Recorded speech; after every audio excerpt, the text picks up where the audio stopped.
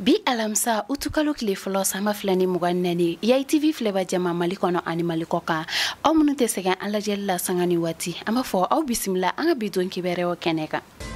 Kunnafoni daminɛna Kayi sifinaka maa mugan ka baara dege kɛnyɛrɛ ye ani sɛnɛkɛfɛnw bayɛlɛmani na o baaraw kulumu karili kɛra kunu araba juillet kalo tile 31 sama filani mugan nani Centre de formation agropastoral complexe scolaire Bubuso kɔnɔ.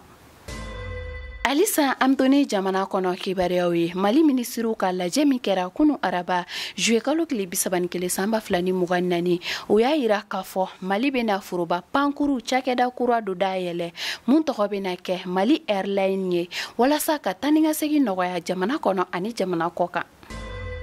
Jamana ko kan ko kibareyaw Guinée Conakry jamana ɲɛma kɔrɔ ɲangira ni san mugan kaso ye ka sababu kɛ fagali minnu kɛra kabini septembre kalo tile 28 san 2009 waati hakilina jiginna Dadis Camara nɔ minɛna san 2009 ko minnu kɛra ni o do ye maa 156 minnu fagara ani bingani minnu kɛra muso 109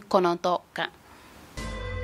Kunnafoni kuncɛla Iran jamana kan Amas ɲɛma Ismaël Haniyeh fagara kunu araba juillet kalo tile 31 san 2024 Tehran pankuru gosi dɔ la hakilina jiginna a ka janaja baaraw daminɛna bi alamisa juillet kalo tile fɔlɔ san 2024 Iran jamana kɔnɔ.